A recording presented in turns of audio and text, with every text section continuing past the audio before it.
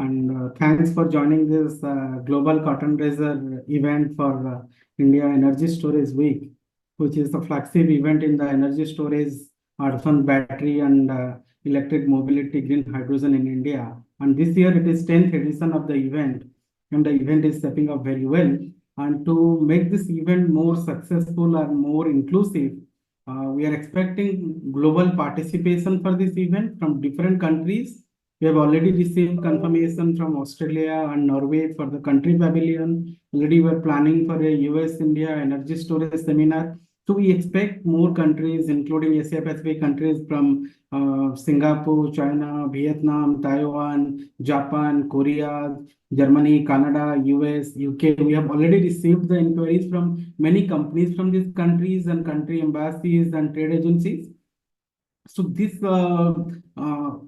webinar will showcase about how this global partnership will help Indian companies to explore global opportunities, similar other companies to join India and explore India market opportunity. Not taking much time, I am Debi Prasad Das, Executive Director, India Energy Storage Alliance. Welcome all the speakers, and first I welcome Dr. Rahul Walawalkar, President IESA and President MD CS India, to give your opening remarks. Dr. Rahul, please.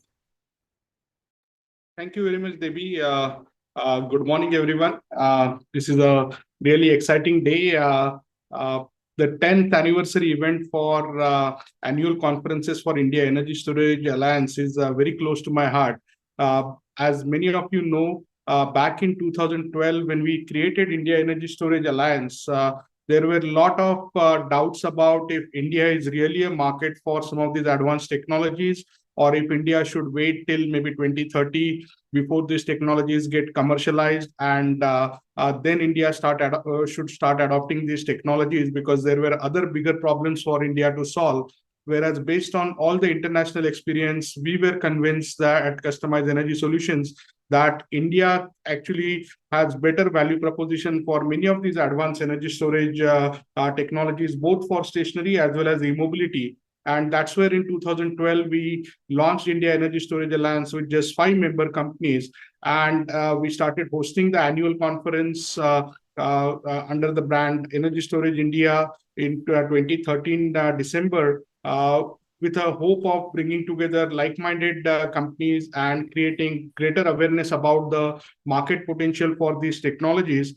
And since then, both IESA as well as the annual event has evolved. Currently, we are calling it India Energy Storage Week, which is a week-long celebration.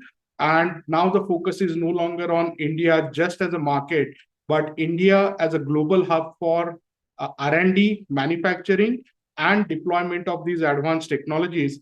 Also, since the start with advanced energy storage technologies, we have also now added a track on green hydrogen, which is emerging as a next emerging technology as part of the total solutions for faster decarbonization. And your participants throughout this week will get a lot of exciting updates for e-mobility, for advanced manufacturing, especially gigafactories, as well as associated supply chain. Then stationary energy storage, covering both large grid scale projects as well as behind the meter opportunities, mini grids, microgrids, and last but not the least, green hydrogen, especially for industrial decarbonization, as well as looking at complete aspects of green hydrogen generation, green hydrogen storage and transportation, as well as utilization. So this is really shaping up as an exciting event. And we are really glad that this year's event is taking place immediately after the elections, which is kickstarting next month. And as a result of it, instead of hosting this event in May, we have shifted this event from May to July. But that timing should work very well because this will be part of the first 100-day plan for the new government. And what we are understanding is that there is a continued and renewed focus going to be on all these areas which are going to get covered in India Energy Storage Week. So I hope that today you will hear from many of the partners who have already joined us. If you are listening to this webinar and you have not yet decided about your participation in IESW, then I hope that by end of this curtain raiser, you would find the value why you should be there. And I look forward to hosting you all in India in July first week, and look forward to together advancing the clean energy transition around the globe while making India a global hub for this transition. And we are really excited that this year many countries have come up as a partner, and Dennis is here from representing Australian government, and Australia is one of the key partners for IESA for last 5 years. Without taking more time from all of you, I would just once again like to invite you to visit India if you haven't been already there, or if you are already in India, then take this opportunity for IESW for further strengthening the ties, further developing partnerships, and ride the wave as India is moving towards becoming a developed country in next decade. All of you can play a key role in this transition while gaining business and profiting from this as well. So thank you and welcome all. Debi, handing it back to you. So as we know, India is emerging as one of the leading player in the energy storage, and already 50 gigawatt hour PLI scheme is in safe, and many companies have already expected to start production of battery cells this year, and there is more than 20 companies are working on alternative battery chemistries and energy storage chemistries. There are more than 8 gigawatt hour projects has been in construction and commission phase in India, specific to energy storage, including pumped hydro and other chemistries, battery storage. And 2 of the projects has been already commissioned this year. We're expecting 2 large scale projects to be commissioned this year, and green hydrogen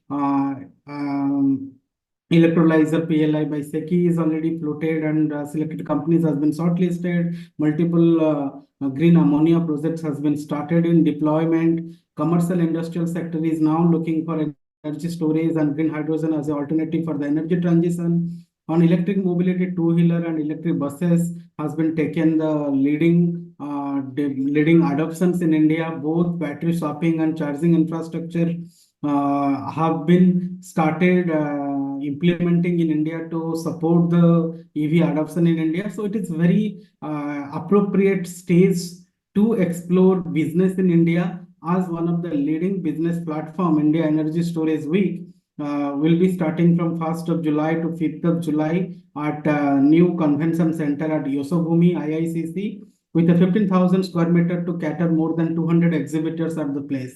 So we have different pavilions as part of the event. We have a dedicated EV infra pavilion, where earlier, and it is not a new event, where earlier we had saw the participation from companies like JBM, Ola, Arthur, Hop Electric, many other charging infrastructure companies like Exicom, Photon. So we will expect similar companies to explore and exhibit at EV infra exhibition. And in battery manufacturing and supply chain is the key areas of IESA. We had saw maximum participation from this space, including companies from raw materials like Epsilon, Neogen Chemicals, CBC Corp, Anupam Rasayan, Himadri Chemical. There are multiple GFL. There are multiple companies who are working on manufacturing and supply chain, and also the component side. We have saw from Semco, from Mastrotech, from Briar. So multiple companies are expected to showcase. If you are part of this ecosystem, we encourage you to be showing your expertise there. In Green Hydrogen Expo, we are expecting companies to showcase both the balance of the system, electrolyzer manufacturing and deployment, including S2 power and others have been shown their expertise earlier at this expo. Similarly, there is a dedicated startup pavilion. There is a startup day where startups will get discounted price of the smaller space, where they can showcase the new innovations there. There is a recycling pavilion. IESA very closely work with more than 13 recycling companies, including all leading companies like Lohom, Exigo, Batec, Sangil, Rubamin, many others. If I missed anyone, sorry for it. But I'm expecting most of them to be showcasing their expertise in the recycling pavilion. Stationary storage is the key areas where IESA is working for last 10+ years, and we see both behind the meter and front of the meter, this segment will grow. And we have very closely worked with global companies, including Core Power, EOS, Fluence, Indian companies like Renew Power, Good Enough Energy, and many others. So we expect them to showcase the stationary storage, including RE Plus and others. And Innovation Research Pavilion is dedicated to research labs, R&D institutions, universities. Those are working on new research. Similarly, this year we have started a new showcase called Indigenous Battery Cell Showcase. So we have invited all the companies who are developing the battery cells in India. Like already we have got confirmations from Amar Raja, Godi, NAS, and many others to showcase their indigenous battery cells in this battery showcase. So it's not only about the one part of the ecosystem, it is the holistic ecosystem where we can see at the exhibitions. We are expecting 200 exhibitors as part of this 10th anniversary exhibitions. And we have dedicated the conference into 5 different days. One is on electric mobility, 1st of July, 2nd of July on manufacturing supply chain, 3rd is on stationary storage, 4th is on green hydrogen, 5th is the technical tours.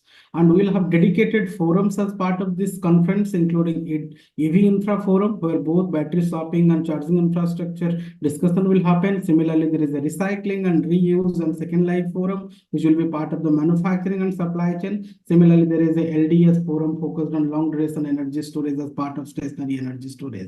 And so facts about the event, expecting 10,000 to 15,000 visitors. And these visitors, as if you participated in IESA events earlier, these are dedicated decision makers. So if you consider all other visitors, the quality of visitors is slightly or maybe largely different than the other competition events across the globe. So 200 exhibitors, 1,000 plus delegates, 100 plus state and central government officials. We give and invite the both various ministries. IESA event is usually supported by 7 to 8 ministries from central government and few of the state partners. We are happy to see this year active participation from the bodies like MOP, MNRE, DST, Ministry of Mines, Ministry of Environment, and Environment, Forest and Climate Change, also from DHI, from Ministry of Road and Transport, and also from the different state officials, and 50 plus conference sessions. These are few pavilions already has been confirmed thanks to Australia and Norway. We are also in discussion with other countries, including Germany, UK, Canada, and others. So we are expecting to have multiple country pavilions with multiple companies as part of the pavilions. There is different roundtables. There is a CEO roundtable, country roundtable, safety roundtable. We have already in discussion with UL and the European standards body. There is a state roundtable which is hosted by the one of the state. We are in discussion. There is a buyer seller forum. There is a skill development roundtable. There is different key highlights of the events, which includes Industry Excellence Award, which is on the 1st July, the 7th edition of the Industry Excellence Award. We're also having a members networking night on 2nd of July, 3rd of July. It's a very interesting. I encourage all the women leaders from the space of energy storage, electric mobility, green hydrogen to join this leadership talk, Women in Energy Roundtable and Networking Dinner on the 3rd of July. There is a startup day dedicatedly focusing on tech ignition session, speech session, founders roundtable and investment talk. It is on 2nd of July in Parallel. There is a hackathon first time we are planning to do in association with I4C and Calcutta universities at I4C IESA Energy Hackathon, which will be pre-event to the IESW on 29th and 30th of July.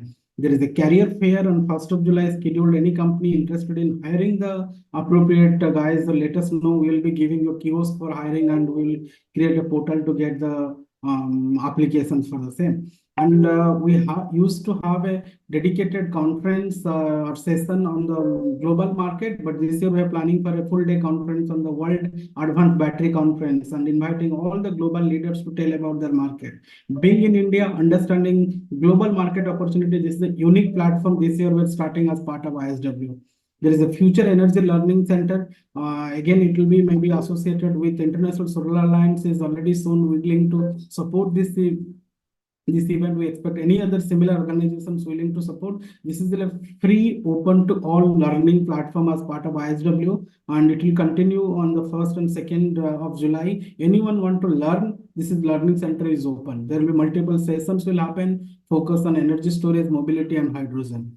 There is a US-India Energy Storage Task Force seminar is planned on 2nd of July with the support of US Department of Energy and other US associations. Similarly, there is multiple parallel workshops as planned from 1st to 4th. We have thanks to all the support partners and exhibitors, including Good Enough Energy, Jinko Solar ESS, Godi Energy, NAS Energy, Envision, Semco, Green Fuel, Thermo Fisher, iPower, CBC Group, Molsynth, Ezilent, United Lasers, Fogtech, Green Storzen, Hyoki, Briar, Polyprotic, Malvan Panalyticals, MathWorks. We've already got 40 plus exhibitors confirmation, expecting to have more than 200 exhibitors and partners for this event. We have already got 29 supporting partners from different countries, from India and other country associations to support this event. There is more than 10 media partners are promoting these events. And please, if you have excellence in this industry, if you have achieved anything, please feel free to apply for 7th IESA Industry Excellence Award. There is no nominations fee. The jury board will decide the winners. Feel free to apply for the same. We had past winners, including Amar Raza, Execom, and many other startups, including Blue Smart and others.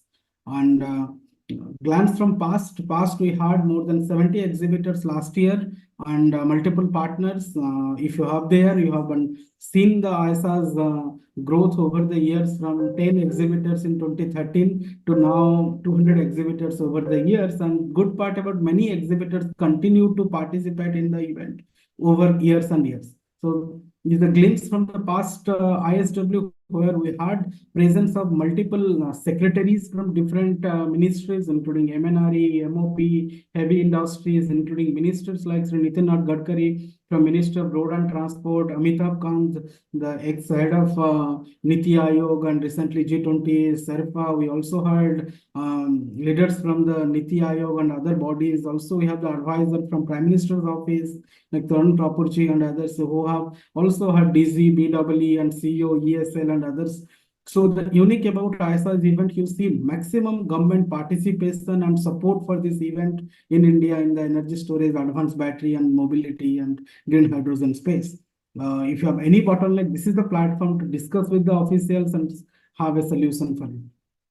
These are a few of the sessions held last time, including we had multiple representatives from India and outside India. We had, you can see in the left-hand side, we have speakers from outside India focusing on long duration technologies. We have speakers from the leading companies like Toyota and others in the electric mobility. We have a recycling sessions, we have hydrogen sessions, and these are at different Expo. And as you see, the ex-minister like Suresh Prabhu and others who have visited the Expo and interacted with the exhibitors and understand their pain points and addressing their growth verticals.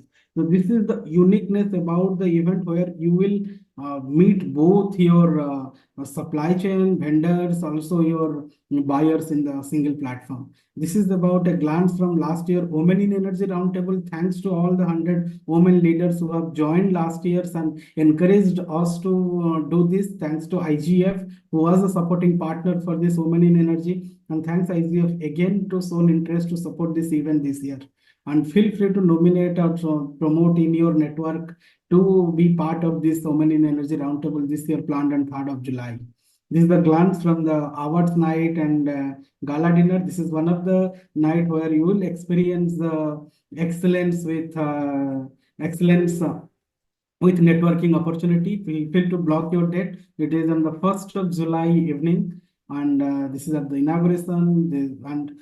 We have recently done the first curtain raiser event, which is focused on Indian market. We had different leaders from the industries. We also had the Joint Secretary, Department of Heavy, Ministry of Heavy Industries, who graced the occasion to encourage the industry to be part of this unique platform. Thanks to all the participants. We had shown more than 100 participations in this cotton raiser event, which was focused on India market. Today, we have 2 cotton raiser. Now we are focusing on Asia Pacific and Australia and neighboring countries. And in the evening, we have focusing on Europe and US.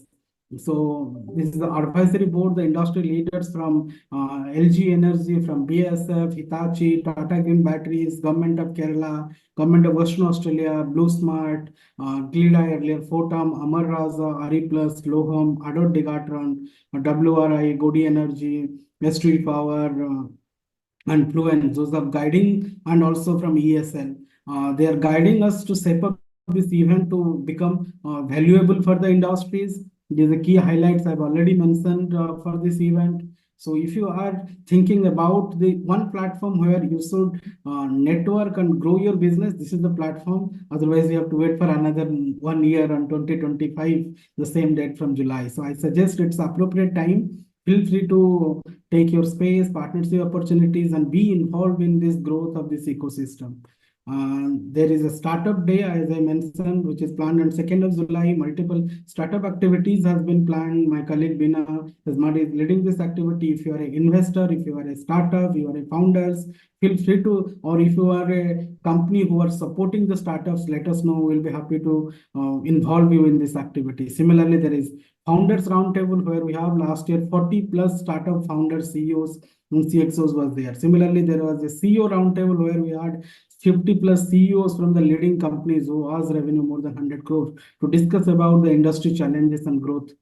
So this event is not a single day event. We gather the inputs from network opportunities and we continue to help the industries, not only these 3 days, but 365 days after the event. So this is we have released multiple documents as part of the skill development roundtable, workforce development activities. Most of the skill development councils and research labs, universities was part of such discussion. We will continue to do that on the 1st of July as part of side events of IESW. This was the Women in Energy activity last year we had. This is the structure of the event. We have already released the program structure for this year ahead of 2.5 months. So feel free to plan your travel and block your dates. And if you're still not applied for Industry Excellence Awards, please feel free to apply, and we'll be industry will be happy to celebrate the success of your journey. And this will be a holistic event where you will not only limit your showcase to energy storage or batteries, but also with the related ecosystem like energy storage, battery cell manufacturing, R&D, renewable integration, energy storage for grid application, electric mobility, EV component equipment, EV manufacturing and supply chain, advanced battery technologies, microgrid and energy access, green hydrogen and fuel cell, safety, testing, certification, battery swapping and charging infrastructure, BMS, EMS and software simulations, long duration storage, pumped hydro and mechanical storage, battery raw material, chemical processing, containers and contactors and connectors. So these are parallel workshops we are planning for 3 days. If you are willing to host any of the workshops, let us know. And the next curtain raiser will be at a regional curtain raiser focusing on different regions. And if you will block your partnership now, you will be get a opportunity to showcase at different curtain raisers at different regions, including Bangalore, Chennai, Kolkata, and New Delhi. And feel free to reach to our team who will be help you to assist you to make this event successful and makes your journey smooth by participating in this event. So I hope this gave a glance about how this event will help you to be part of this ecosystem. Now, not taking much time. If any queries, feel free to write to us, and my colleagues will happy to help. I request Tushar to write the email ID event@indiaiesa.info in the chat. Not taking much time, I now want to invite the key speakers for the next. We have one of the partner, Australia, who is supporting this event as a country partner, Australia. So Australia is one of the natural partner for energy storage and battery critical materials. So not taking much time, I invite Dennis Eaton, Trade and Investment Commissioner, Energy and Resource, South Asia, Australia. Dennis, please go ahead. Thank you so much, Debbie. And there is so much packed into Energy Storage Week this year, and Australia is excited and very happy to be a country partner. And thank you, Dr. Walawalkar and your team for inviting me here to speak at the curtain raiser today. Really pleased to be here. I want to talk about Australia as a natural partner for India in the clean energy supply chain. And you often hear about the relationship between Australia and India described with the 3 Cs. So the 3 Cs being Commonwealth, cricket and curry. I think this is quite quaint, but it's also a bit of a limiting view on what is today a very strong and dynamic relationship between our 2 nations. So I'd like to propose our relationship, particularly in the green economy sector, be described by 3 Is. And the 3 Is are I for interest, I for innovation, and I for investment. So if I start with I for interest, there's interest in India and Australia working together and building our relationship. As you're aware, back in December 2022, we signed a free trade agreement between India and Australia. It was known as ECTA, Economic Cooperation and Trade Agreement. And what ECTA did was see 85% of Australian products come into India at zero or highly reduced tariffs. And conversely, about 96% of Indian products and services going into Australia at zero or highly reduced tariffs. We are now also negotiating CECA, which is the next stage of the free trade agreement. ECTA in particular has seen, if we look at the supply chain for energy, has seen almost all of our critical minerals get access to India at zero tariff, which means a much more affordable and commercial rate for business. There was also, back in 2022, a letter of interest signed between India and Australia on the new and renewable energy technology partnership. And there's a particular focus on solar PV technologies and clean hydrogen technologies. Out of this partnership, so far, there's been born a solar and a hydrogen task force where India and Australia are looking together to see how we can build a stronger relationship to enhance our research and industry linkages. We've also seen a number of Australian delegations show strong interest in the Indian market.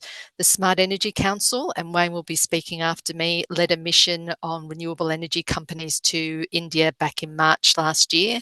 And Austrade, my organisation, the Australian government body, has also led 2 missions of critical minerals firms who were here in November 2022 and again in December 23.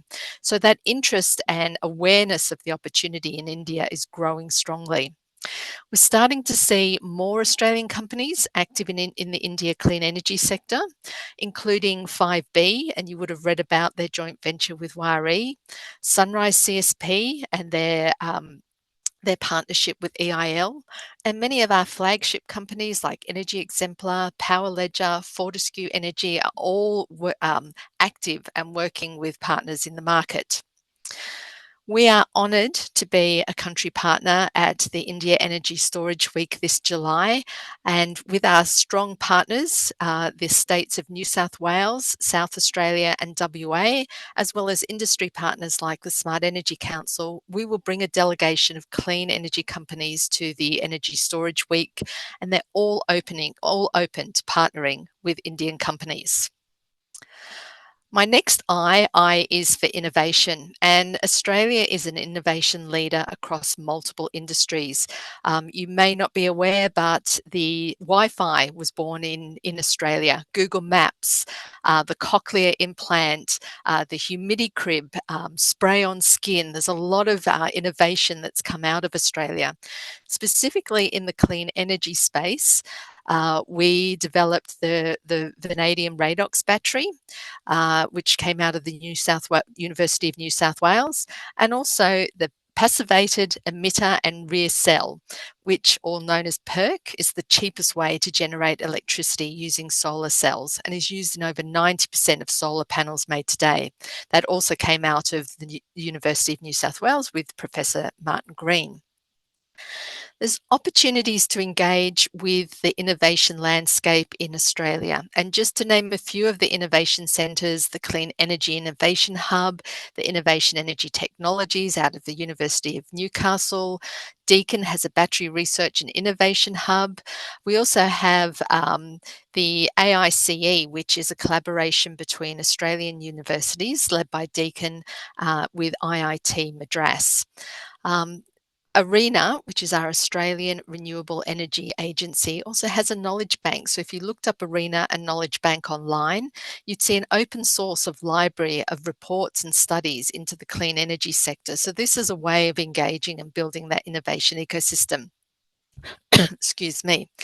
In terms of the upstream supply chain, Australia's mining practices meet ESG requirements, and we're very proud of our credentials in sustainable mining and therefore supplying the critical minerals into your clean energy supply chain. India, of course, is a manufacturing hub, and you're investing to become a manufacturing powerhouse. And there are growing synergies between our two markets to support the diversification of the industry supply chain. My last I is I for investment. In 2022, the Australian government committed 25 billion Australian dollars towards clean energy spending to achieve our net zero targets by 2050. And Australia and India were committed together, as I've said previously, through our collaborations to support each other build that clean energy pipeline and achieve our net zero targets. Australia's investment in large-scale energy storage reached a record high last year at $2 billion. We've also invested to be a hydrogen superpower, building hydrogen hubs across Australia and manufacturing electrolyzers. We're using hydrogen and renewable energy to make green iron. Two of our states, in fact, have invested to achieve success in moving away from a reliance on carbon-emitting energy sources. Tasmania is 100% reliant on renewable energies, and South Australia is close to achieving that same goal. Last month, the Australian government launched the Solar Sunshot program, which will provide $1 billion Australian dollars to support the PV solar supply chain. And lastly, last week, the Australian government announced the new Future Made in Australia Act, which includes giving Australians access to affordable and renewable energy. We're attracting investment from partners around the world to access our vast amount of critical minerals and rare earths. And together, we're investing in midstream processing of those critical minerals and rare earths.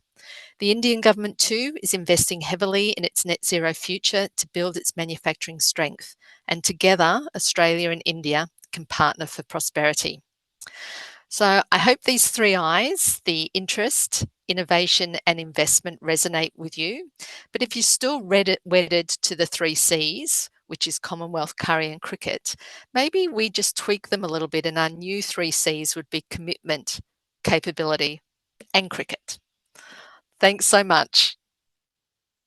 Thank you very much, Dennis. I think wonderful remarks, and you covered the partnership very well. And we are looking forward to also actually bringing a delegation as a pre-activity for IESW to Australia in partnership with Australia as well as Government of Western Australia to Perth for specifically exploring collaborations in the critical mineral and associated supply chains. So again, all the participants, again, if you are from India and you are interested in exploring this, so you don't have to wait for IESW. In May last week, we will be taking a delegation from IESA to Perth and Western Australia as a pre-event activities of IESW. So just wanted to highlight that.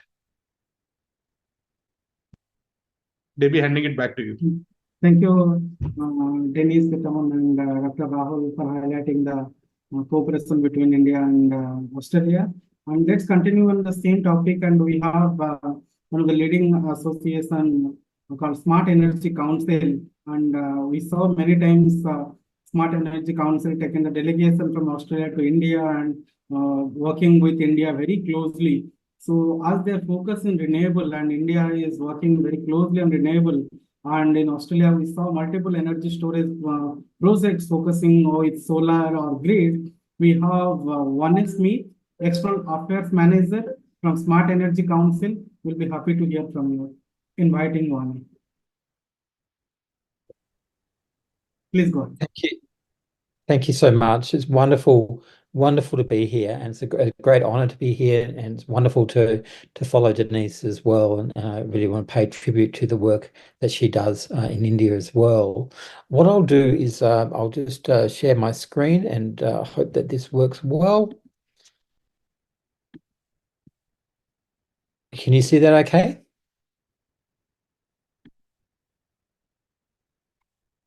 Yes, can you see that? Yes, yes. Yes. Fantastic. Okay. So what I want to talk about today is how renewables will drive the India and Australian partnership. And I'll just tell you a little bit about my organisation, the Australian Smart Energy Council. So two things I want to talk about here. One is about renewable energy storage in Australia. And then the second part is that Australia-India Smart Energy Partnership. So a little bit about the Smart Energy Council. We're an independent peak body, the peak body for renewables in Australia. We've actually been around for 70 years. Australia played, as Denise mentioned, Australia played a really critical role in the invention of solar panels and solar hot water. And so those original scientists, going back 50 years, 60 years, 70 years, were the founders of our organisation. We now have a very, very strong industry in Australia, and the Smart Energy Council has some 1,400 businesses right around the country that are members of the Smart Energy Council. Just to give you a little bit of a taste of what I want to say about the Australia-India partnership, this is the delegation that Denise mentioned that we took to India in March last year. It was more than 30 smart energy companies coming from Australia to India, including some of the companies that Denise mentioned. And the gentleman in the red tie in this photo is the Australian Prime Minister. And so our delegation coincided with the Australian Prime Minister's delegation in Ahmedabad. And this is a sign. You'll see cricket mentioned here. One of our partners to our delegation was an organisation called Cricket for Climate, which is actually the organisation established by the Australian cricket captain, Pat Cummins, to promote action on climate change. He's a very strong advocate for climate action, and very pleased to mention that overnight, Pat Cummins has been announced by Wisden as the world's cricketer of the year. So go Australia. I'm very much looking forward to India coming to Australia at the end of this year for the test series in Australia. But just going back to energy storage, so some critical things about Australia. The Australian government has set a target of 43% emissions reduction by 2030 and a very ambitious target of 82% renewables by 2030. It's ambitious, but it's also very much achievable. And so that means that we have to more than double our renewable energy by in the next 7 years. And renewable energy storage is going to play an absolutely fundamental role in making that happen. Now, the way that we look at it is that we think that roughly half the journey to 82% renewables is going to be with large-scale renewable energy, so solar farms and wind farms. And the other half of that journey will be with consumer energy, rooftop solar, accompanied by battery storage. So just talking a little bit about large-scale energy storage. And this is a really key point here, that by 2030, something like 14 gigawatts of coal-fired power stations need to retire, and we need to very quickly replace that with renewable energy backed up by renewable energy storage. At the moment, there are about 24 or around 24 large-scale batteries on our energy grid. And there's something like 3 gigawatts of battery storage that's been connected to the national energy grid in Australia. The largest battery operating in Australia at the moment is 360 megawatts. I think that's one of the biggest batteries in the world. And the thing is that the large-scale battery storage and energy storage industry is growing very, very fast in Australia. And there are really significant opportunities for investment, opportunities for Indian companies in that space. Then what's happening now, though, is that the Australian government has committed to a new scheme called the Capacity Investment Scheme. And the Capacity Investment Scheme is essentially a national auction for large-scale renewable energy and large-scale renewable energy storage. And so what we're going to see is something like 32 gigawatts of new capacity coming into the electricity grid over the next 7 years. Effectively, it's a series of tenders that will go to market to replace those coal-fired power stations that I mentioned before. The Capacity Investment Scheme includes 23 gigawatts of large-scale renewable energy generation and 9 gigawatts of large-scale renewable energy storage. And so we're looking at about 52 to $67 billion worth of private sector investment that's going to be happening there. This scheme has begun. The first big auction is going to begin in April. Towards the end of this month is the expectation. There's been some trials already, but it's going to be released at the end of this month. And then we're looking at effectively a series of auctions, really significant auctions, every 6 months from now until 2027, so that by 2030, we have everything in place to meet those ambitious targets of 82% renewables by 2030. Obviously, there's a lot of work that we want to do around small-scale renewable energy storage, and the Smart Energy Council has actually put up a proposal in relation to that. And so, as an example of that, we are calling for a small-scale renewable energy storage scheme.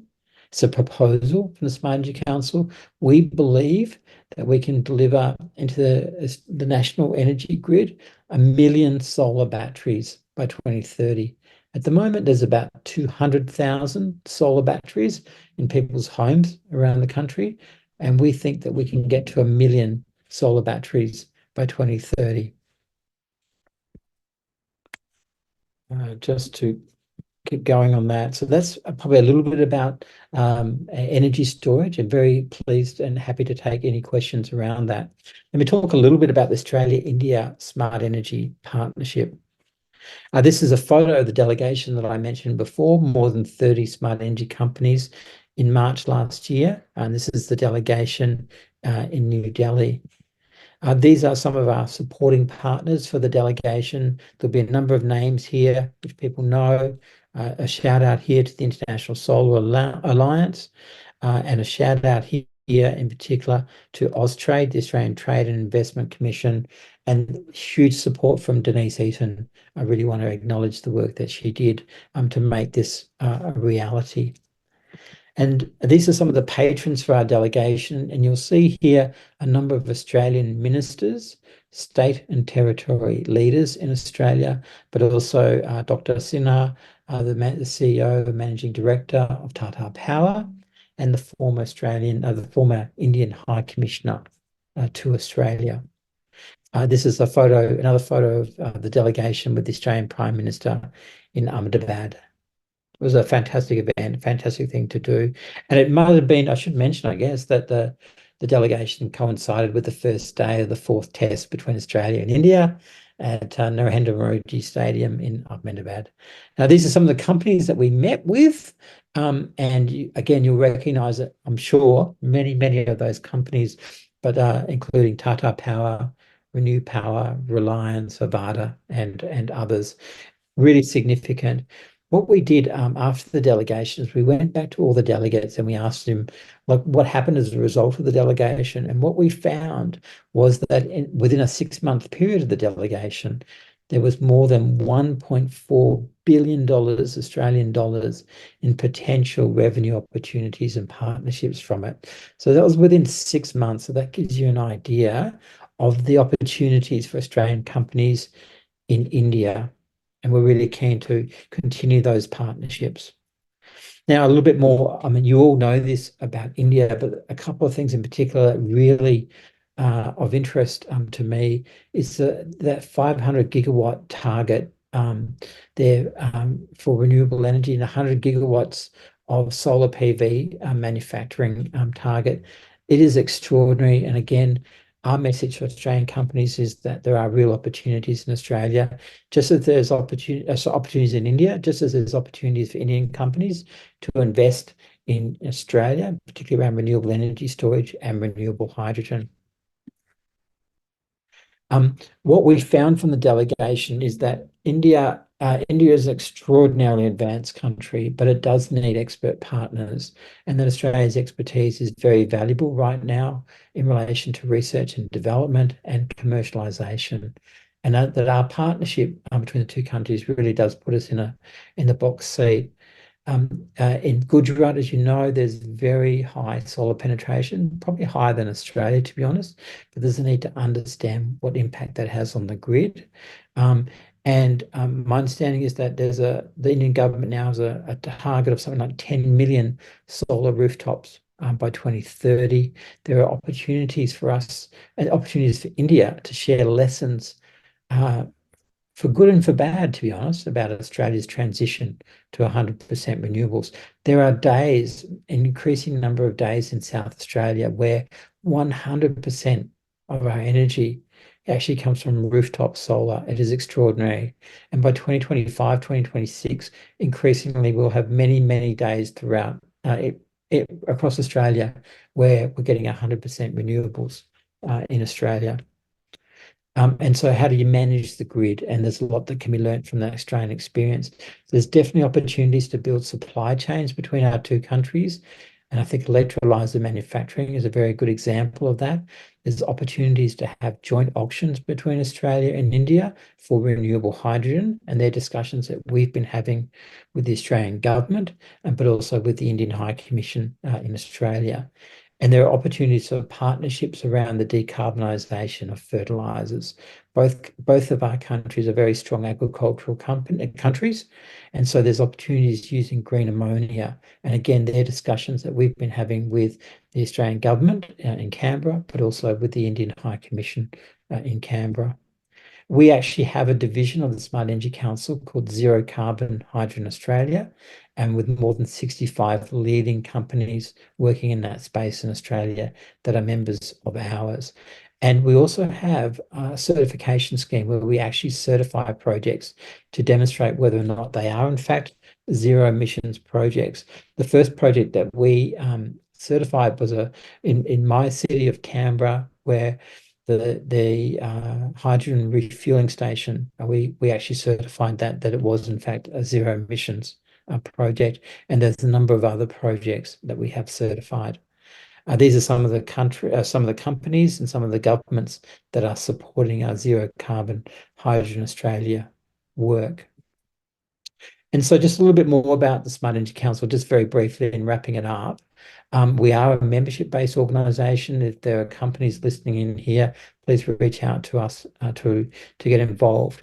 A couple of our member companies, one I want to mention here is one of our leading companies is CQH2, which is the Central Queensland Hydrogen Project. Very significant hydrogen project in Central Queensland that has been shortlisted for the Australian government's $2 billion Hydrogen Head Start program. And so doing a lot of work in that space, but a lot of solar companies, battery manufacturers, smart transport companies, and others. And there'll be some names here that you may well know: solar manufacturers, retailers, and investors, engineering and procurement companies, and many, many others.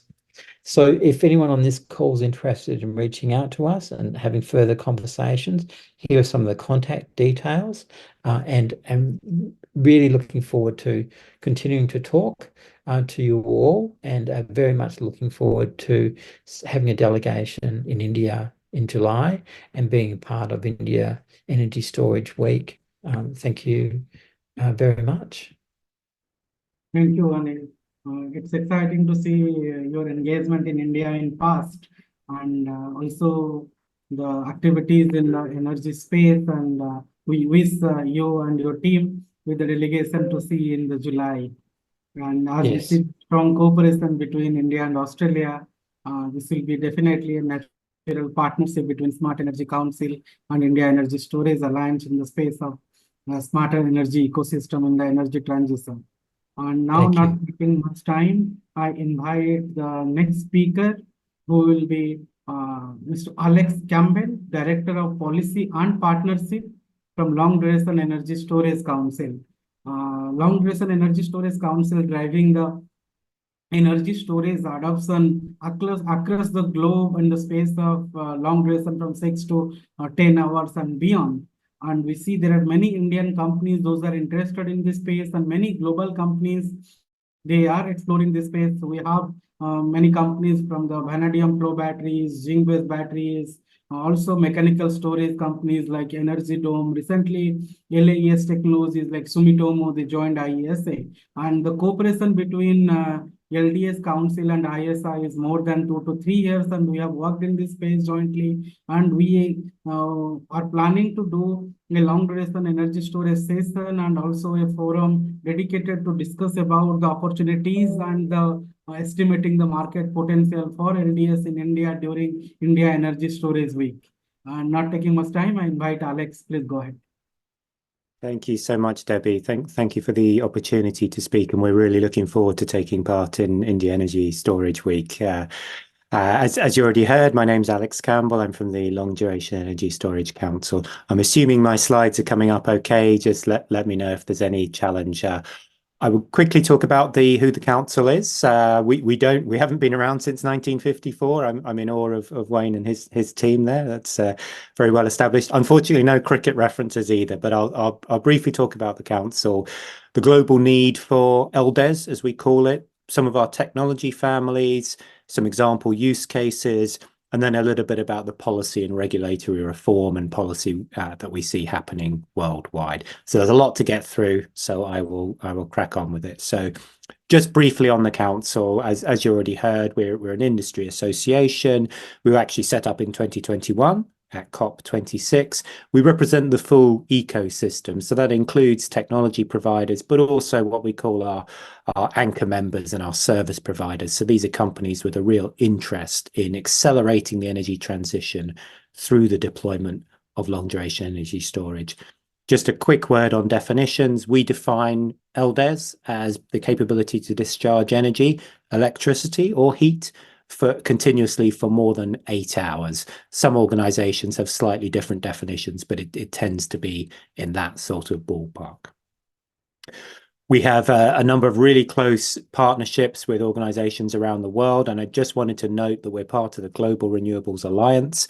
So this is an umbrella body of renewables organizations at the global level, made a big push at the most recent COP in Dubai to really push for this trebling of renewables by 2030 and doubling of energy efficiency. As you can see there, partners including the solar, wind, hydropower, green hydrogen, and geothermal spaces. So why do we talk about long duration energy storage specifically? Obviously, it's part of the wider storage community. Now, hopefully this won't be news to anybody joining the call now, but the world energy system is changing and changing rapidly.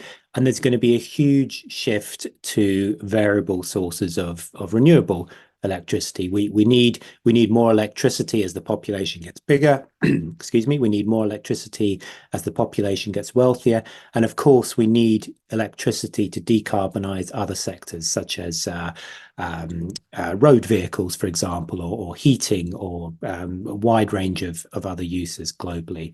Clearly, if we're going to rely on wind and solar, that creates the potential for a mismatch between supply and demand. We all know this. The sun doesn't always shine, the wind doesn't always blow. So we need to store and capture electricity so that we can use it on demand. You've already heard about India's ambitions. I won't linger on the point here, but to deploy 500 gigawatts of renewables by 2030 is hugely, hugely ambitious.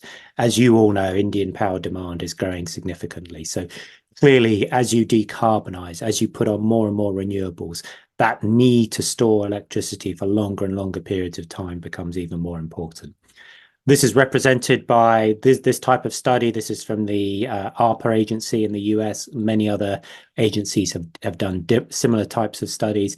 Essentially, what it is showing is as you rely more and more on wind and solar, the length of the storage duration that you need increases. And this is where LDES, that ability to provide electricity or heat on demand for 8 or more hours, really comes into play.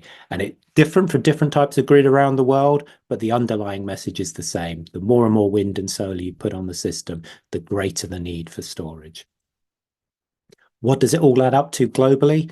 Well, analysis that we conducted a number of years ago now, 2 years ago now, suggested that globally, up to 8 terawatts of LDES capacity, about 5 on heat or thermal and about 3 on power, could save up to $540 billion annually on the lowest cost pathway to net zero by 2040. So huge potential there for the world.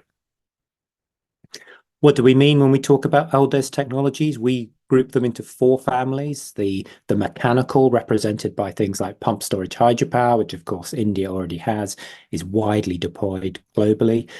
Thermal technologies, so these are technologies which take renewably generated electricity and then store it in the form of heat. That could be in materials as basic as rocks or concrete or molten salts. Chemical forms of storage, so hydrogen is the obvious example here, and then electrochemical. So as well as lithium-ion batteries, which are increasingly able to store electricity for long periods of time, there's a wide range of other types of batteries. And in fact, we heard about some of them earlier coming out of Australia. And of course, there are other providers around the world globally. They are at different levels of commercial deployment, and this is another way of representing this. Obviously, pump storage hydropower, very mature technology, has been around for 100 years or more, but other technologies are coming through, and they're all useful at slightly different timeframes and slightly different use cases. So there is really huge potential here as we get to more and more, as I say, wind and solar on grids globally and in India specifically. Just a little bit about costs. It's well understood that as you deploy more and more of a technology, costs come down, as we learn how to build them, as we learn how to deploy them. We did some modeling a couple of years ago with expected pathways, trajectories for cost decreases. We are actually updating this benchmarking. There will be more coming out later on this year. So this is really indicative, but please do keep following our website or LinkedIn or whatever to keep a close eye on how the costs are going. So with the time I've got left, I just want to talk about a couple of our use cases just to see how things are being driven globally. First of all, I'll talk about PPAs, so power purchase agreements globally. Lots of organizations, companies have signed up to initiatives such as the RE100 initiative to really try and decarbonize their operation through the use of what we call renewable PPAs or clean PPAs. So they're trying to match their electricity supply their electricity use with renewably sourced electricity, which is good to a certain extent. It's helped to drive the deployment of renewables, but it's not perfectly matched. And I'll perhaps illustrate this with the next slide. The analysis that we did showed that if you, for example, had a solar, 100% solar pay-as-produced PPA, the actual real emissions reduction was only about 40 to 50%, because unless you're using your electricity exactly when the solar panels are generating, you have to source electricity from other sources as well. So it does drive solar deployment, but it doesn't perfectly match with your consumption. So to cut a long story short, by signing up to a 24/7 PPA, so solar or wind combined with storage, and in particular with long duration storage, you can truly get that 100% emissions reduction. These numbers are taken from one of our reports. They're using data from grids in Germany and California by way of example. The next example I want to talk about is on industrial processes, in particular heat, but not exclusively heat. So as many of you will be aware, heat as a driver of global energy demand and carbon emissions is really, really important. About 32% of global energy demand comes from industry. Within that, around 3/4 is on heat. So if we can decarbonize heat, we can really, really help to drive the energy transition and reduce carbon emissions globally. There are lots of Valdes technologies today that can help to that can store electricity in the form of heat and then provide it back, especially in those temperature ranges up to about 400 degrees Celsius. They are commercially deployed today. We're seeing more and more projects being built. There are some policy barriers, which I will touch on in a moment. And then just quickly on that overall industrial use case for Valdes technologies, I've already mentioned heat. We've seen some great examples globally of, for example, off-grid applications. So mines in remote areas, if you pair solar and or wind with Valdes technologies, it's actually cheaper than using diesel in a number of markets today. So there's fantastic opportunities. But what we need to happen is to have that policy and regulatory reform, because even though the economic case might be there, even if the energy security case is there and the decarbonisation case is there, there are certain policy frameworks which are limiting deployment. In particular, with electricity markets, they're not structured in a way that enables and incentivizes LDES deployment. Things like long-term revenue visibility isn't there. These are projects, you know, much like offshore wind, for example, that have high upfront costs and long-term payback periods. So an investor needs to know what their revenue is going to be over a period of time. We need to put in place mechanisms that are able to do that. With thermal technologies that I mentioned beforehand, quite often the problem is not so much revenue visibility, but the cost of connecting to the grid. And it seems they are treated sometimes as inflexible sources of demand, rather than actually very flexible sources of demand that can pull energy at times of low overall demand and then not pull energy when there's peak periods. So there's lots more to say about policy and regulatory reform. Unfortunately, I don't have the time now. We have lots of information on our website, and I'm more than happy to follow up with people. Just to say, we've got 3 what we call buckets of policy options: direct technology support, that might be things like grants and incentives; long-term market signals, you know, setting targets, phasing out fossil fuel subsidies, really important mechanisms. And then crucially, those revenue mechanisms that provide visibility over a long period of time. It might be private sector driven, like clean PPAs that I mentioned, or it might be mechanisms like the cap and floor, which I'll talk about in a moment. Just to finish up with some whistle-stop summaries of things that are going on globally, which are helping to drive LDES. In the European Union, we're seeing some major changes, partly driven by decarbonisation, partly driven by the Russian invasion of Ukraine, which has created huge stresses to the world energy markets, of course.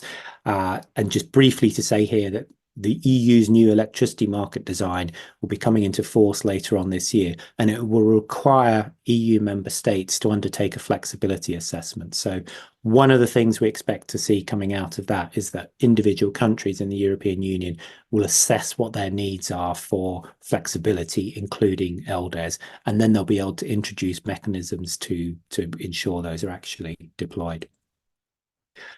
2 EU countries which are already looking at the subject, they're not waiting for the EMD to come into force: Ireland and Italy. So certain similarities. Ireland, of course, is an island, and Italy is a peninsula, so they have certain restrictions in how they're connected to other electricity markets, and they're looking at different options. Ireland's just finished a consultation, so this is the island of Ireland, so that includes Northern Ireland as well as the Republic of Ireland. It is looking at some options, including directly procuring LDES assets.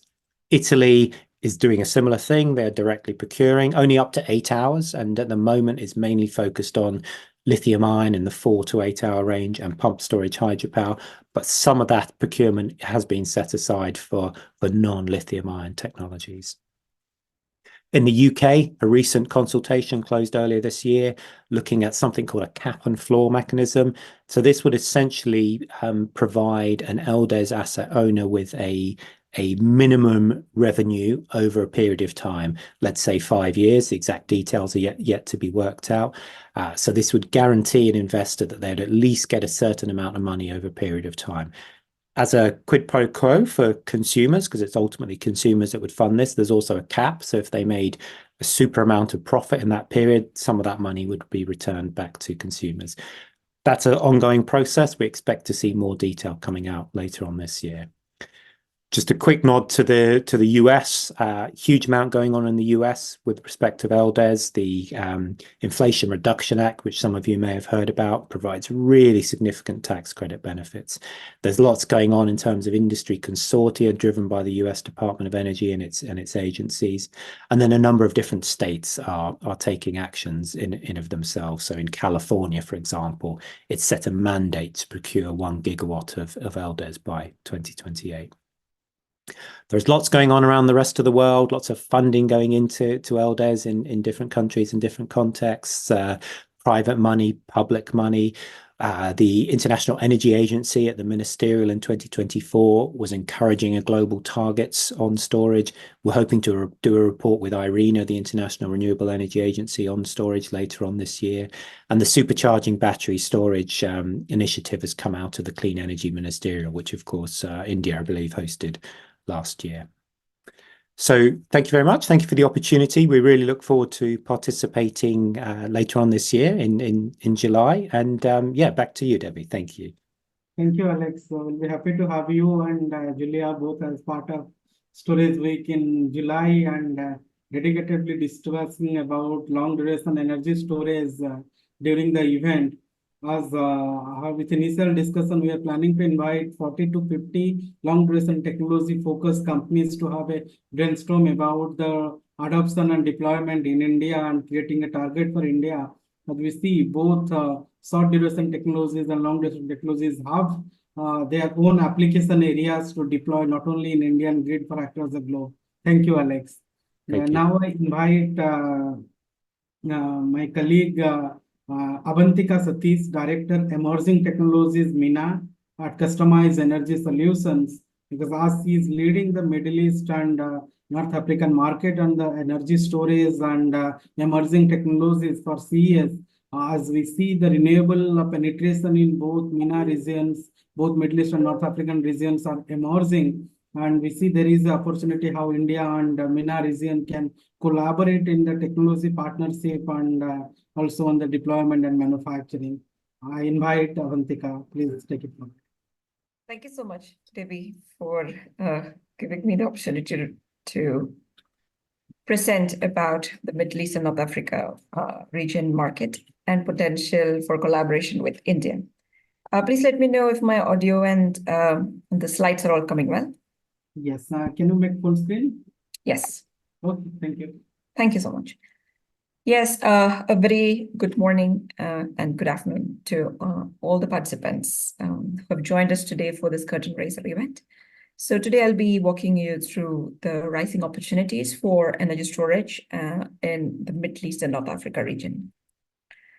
So traditionally, as we know, the Middle East or the Gulf Cooperation Council region is known as an oil and gas market.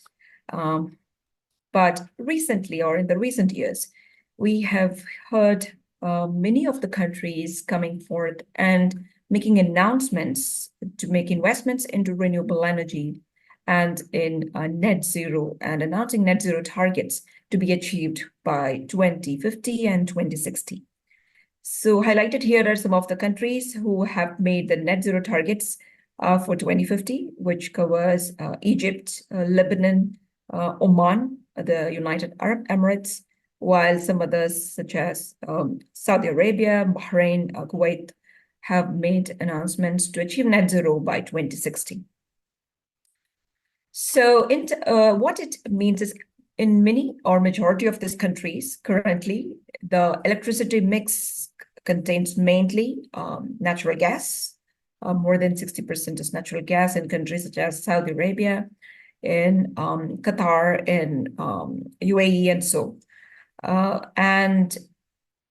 They're making drastic renewable energy penetration targets by 2030 or 2035 is a significant initiative in itself.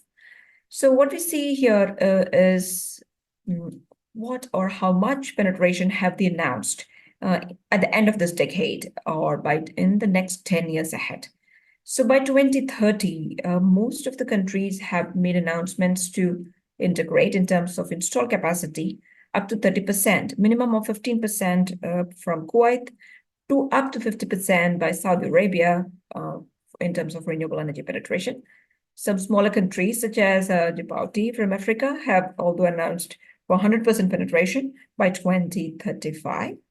From Africa, we see Morocco have announced by 2050 they would have more than 50% renewable penetration, Algeria at 37%, Tunisia by 30%, and so on. In terms of gigawatt capacity, which are the top 5 renewable energy markets? So that brings us to top 5 countries from Middle East and also Morocco from Africa. So Saudi Arabia, which has the most aggressive plans for renewable energy addition. For those who have briefly read about Saudi's projects, which are the Red Sea Development Project, several projects on Oxagon, which is again 100% on renewables, and not to forget NEOM, which is again based on 100% renewable energy integration. So Saudi would be the topmost with the largest capacity addition of up to 100 gigawatt installation of renewables, mainly solar, but also some wind as well by 2030. This will be closely followed by Egypt, which has now announced to increase the renewable energy penetration from 42% for 2030 to up to 60% install capacity by 2030. So Egypt would be next at 40 gigawatt addition, Israel at 23, UAE at 20 gigawatt, and Morocco at 10 gigawatt.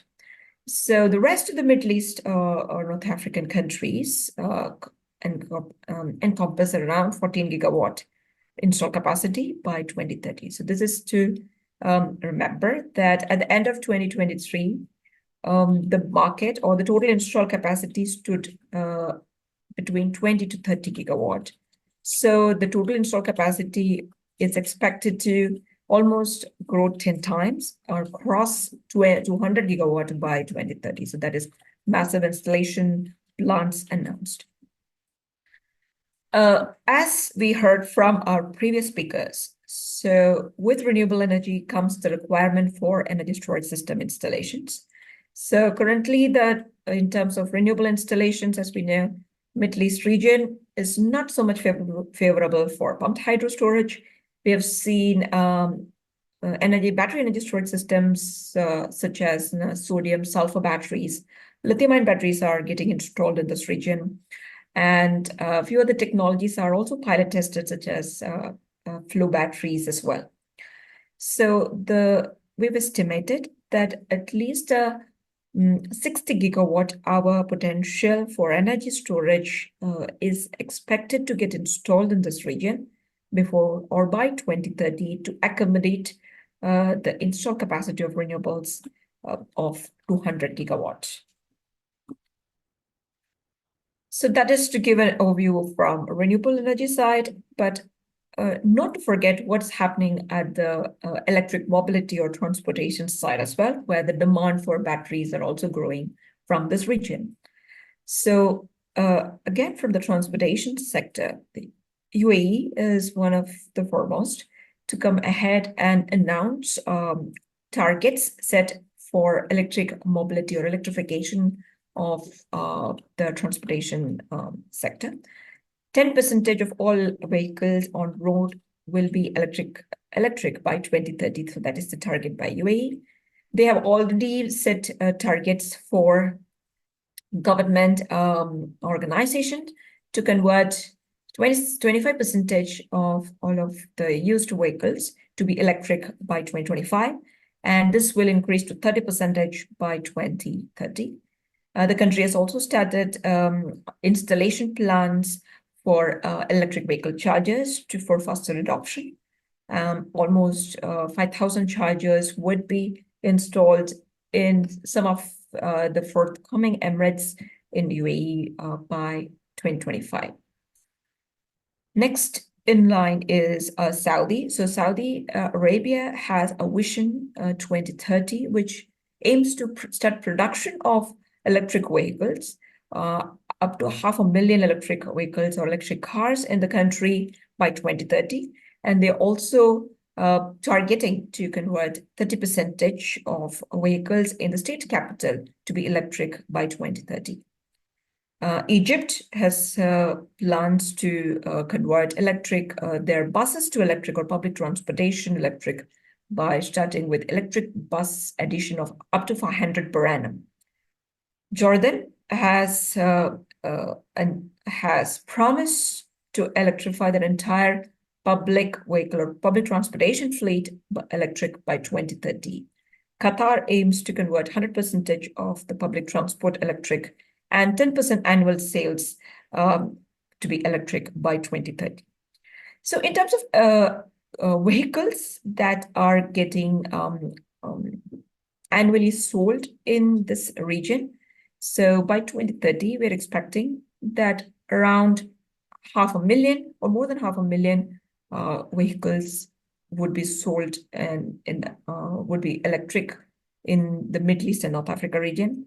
And this would fairly account for around 65 to 70 gigawatt hour of batteries being installed in this electric mobility sector in the region.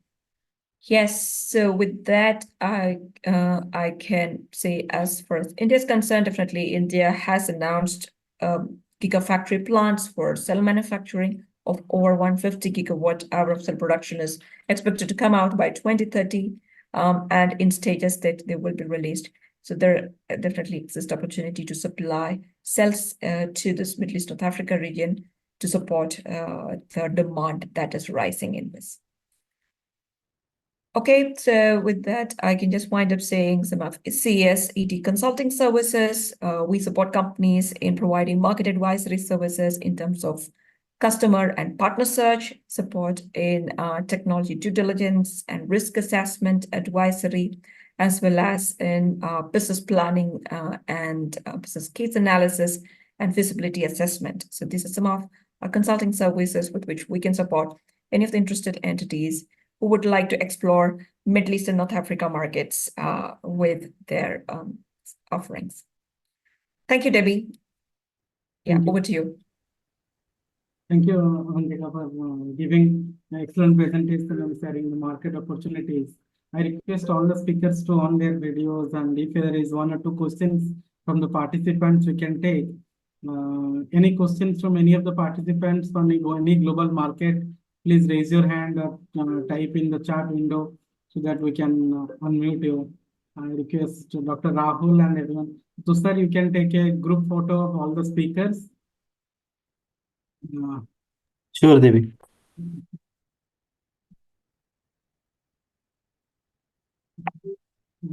If Varney is there, he left. Okay, he might left. But any queries from any of the participants?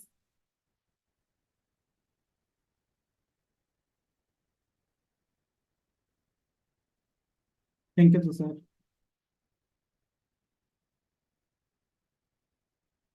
Okay, so if there are no queries, thanks to. So there is one query, maybe it is for long duration. What is the total industrial heat required in terms of gigawatt hour? I don't know for which country it is asked, but Alex, if you want to answer on behalf of US or UK, any other country? Yeah, that's a great question. I don't have the gigawatt hours off the top of my head, but the total demand for heat globally in industrial processes is huge. It's in terms of percentages, something like a third of global energy demand goes towards industry, and about 3/4 of that is towards heat. So if you can translate that, I can't do it on the fly in my head, but we put out a report late last year on industrial decarbonisation, which certainly has a lot of numbers in it. And then the year beforehand, we also did one on heat. But if you go to the Elders Council website, elderscouncil.com, and have a look at industrial decarbonisation on our reports, it's got a breakdown of the numbers there. I'm sorry, I just don't have gigawatt hours to hand in my head. Yeah, Alex, you are right. Typically, like in the Indian context, the electricity, because we talk a lot of time about just electricity, but the electricity consumption is less than 20% of the primary energy usage in India. So the industrial consumption, as you mentioned, is easily more than 30%, probably around 40% in the Indian context. So in terms of gigawatt hour, Manmohan, you can just double the total electricity requirement as a thermal requirement. And then within that, obviously, in terms of if you're looking at for thermal storage, then you would need to look at where is the variability and where you can utilize the thermal energy for optimizing. So the thermal storage requirement, maybe again, my thumb rule estimate is somewhere maybe around 10 to 15% of the total requirement, but that could be like a starting point, unless you are looking at maybe shifting from fossil fuel to like electrical energy for thermal and other things, then maybe the thermal storage requirement could be even much larger, but it will be driven by the economics and the process specification and requirements for each application. So it will have to be looked at from specific industry by industry in terms of identifying the requirement. Thank you, Alex. Absolutely. Maybe the last question, we are on time. Yes, Mr. Abhijit, please go ahead with your question quickly. Thank you so much, Debi. Excellent presentation. Thank you for giving the opportunity to be a part of this entire session. My question is to Mr. Alex Campbell. What I understand from reports is that heat batteries are also gaining a lot of momentum in the Australian market. When it comes to utilization, do you see they being coupled with REs, which is on-site generation for industries, or is it through the route of companies going ahead and signing PPAs? Thank you. Thank you, Abhijit. Yes, sir. Thank you. Yes. So excellent question. So we're seeing both actually in different markets. One of the constraints that we're seeing in Europe rather than Australia is the ability to actually secure the renewables PPAs because of challenges with grid connections and so on, and actually securing that new renewable generation. But there are multiple different business models out there at the moment. And I was actually in Australia a couple of weeks ago, and one of the challenges that some of the Australian stakeholders reported back was around grid fees, which is a slightly different context, but you certainly do get on-site renewables coupled with heat batteries, but also PPAs coupled with heat batteries. So it really is context specific. Okay. Thank you, Alex. Thanks to all the speakers. And let's have an exciting session in the evening, focusing on Europe and US market. We have speakers from different organizations, including Norway. We have also from World Bank, Green Hydrogen Coalition, Alliance for Rural Electrification. So we have the session 2 on the IESW Global Cotton Raiser event in the evening, India time 7:30 and global US time in the morning. So I suggest join that session. Thanks to Alex, Avantika, Dennis, and Varne. And see you all at the India Energy Storage Week on July 1st week. And the participants, due to limited time, we have received few more questions, could not take today, but hope you will join the 5 days event where you will clarify, not limited to single question, but also multiple questions with the global industry experts and do the networking opportunity. Thanks to everyone. Debi, and for participants who are interested in joining the PERT delegation, just write to contact@indiaesa.info, and we will share the complete detail about the week-long trip and various activities planned as part of the delegation. Agreed. I'm just mentioning the email ID. Thank you, everyone. Thank you. Bye. Thank you.